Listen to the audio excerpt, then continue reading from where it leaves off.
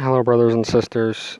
Today I would like to share testimony of something that has happened to me since last night, actually from Sunday on. And it's kind of a culmination of events that has happened. So last night I went to sleep, and as I was falling asleep, I had a feeling of anxiety, and I haven't felt like that for months. So I prayed to the Lord to take the anxiety away from me. And then whenever I awoke in the morning, there were lyrics to a song which spoke about a wheel. So the song that was playing in my head, I didn't hear it any time recently, but it was playing, and it was talking about, there's a particular lyric in it that matches up to a wheel.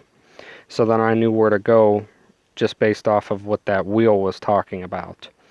So then one of the places that the Lord led me to subscribe to, it's a daily Bible verse. And whenever I pulled up this daily Bible verse, it said, "When I said my foot is slipping, your unfailing love, Lord, supported me. When anxiety was great within me, your consolation brought me joy." And that Bible verse was from Psalm 94:18 through 19. So then I put the wheel part from the song that was shown to me, and then I knew where to look next. So I went into the book of Ezekiel, because the wheel that Ezekiel sees, obviously it comes from his prophecies. So I turned to the book of Ezekiel again, and of course the wheel is described at the very beginning of the prophet Ezekiel, and which truly the very first passage in the book of Ezekiel speaks of the first vision that he received, and he received it in his 30th year on the 4th month and the 5th day. Now, April 4th will be important to someone who will watch this video. Alright, and it was also the month and the year in my life which the Lord came to me personally, so it was just another confirmation of me this particular message. Okay, so then after the wheel is described, there's a passage that comes that says, "He then said to me, Son of man, I am about to cut off the food supply in Jerusalem. The people will eat rationed food in anxiety and drink rationed water in despair, for food and water will be scarce. They will be appalled at the sight of each other and will waste away because of their sin." And that's from Ezekiel 4:16, 17. Now the 16, speaking of the famine relating to the completion of a cycle, that will also be important to something else.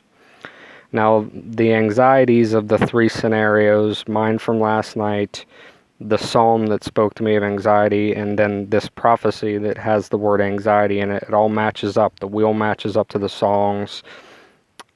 Everything matches up exactly. So we say that after the days of Jesus, Jerusalem basically became the entire earth. For the seed of Abraham was passed on to those who believe in Christ, and we were spread everywhere, both Jews and Gentiles alike. So I believe that the Lord is warning me of a famine which is about to come. So many others, there's videos everywhere you can see people talking about this kind of stuff. It's all throughout the news. Many others have been coming to this conclusion as well. And as we know, as it is already, there is worldwide famine. It's widespread. But I believe that the Lord is telling me here particular that the famines that we have witnessed so far, there will come one that will be much greater. It will spread much further along. And even the great and mighty United States, it will see the effects of this famine. Now, when the United States hits a period of anxiety through its rationing, then the entire world will receive much worse than anything.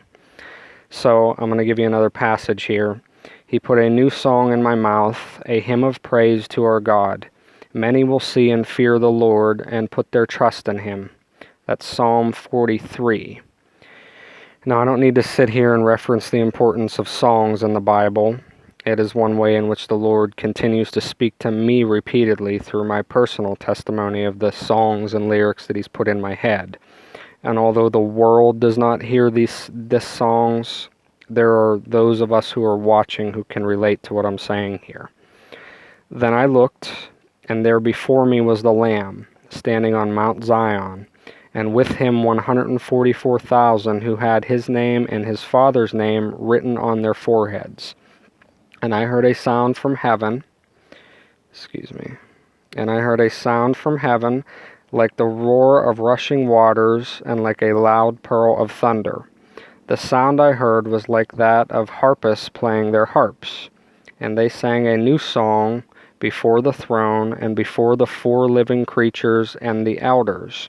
No one could learn the song except the 144,000 who had been redeemed from the earth. That's from Revelation 14, 1 through 3. So his message to me in this song, which he spoke of the wheel and how I knew where to go, it's simple. He is here to show the world something.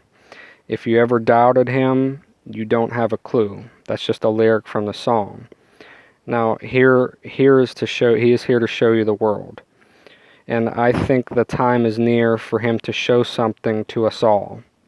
So, God bless everyone out there. Those of you listening to my words here, watch another of my videos titled The Rapture is the Ark of the Covenant.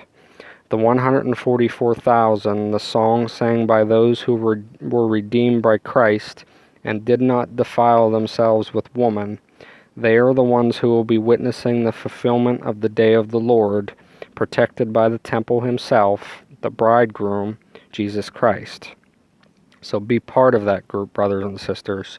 Pray to be counted worthy to escape the wrath of the Lamb, and pray for all of those who are children of Christ, that everyone may come back to him before that day and after that day. But the reason I say specifically to watch my video on the rapture is the Ark of the Covenant, it explains the number and kind of the meaning behind that 144,000 that I've kind of come to since praying and receiving a bunch of different things from that. So God bless you, and I'll see you all soon.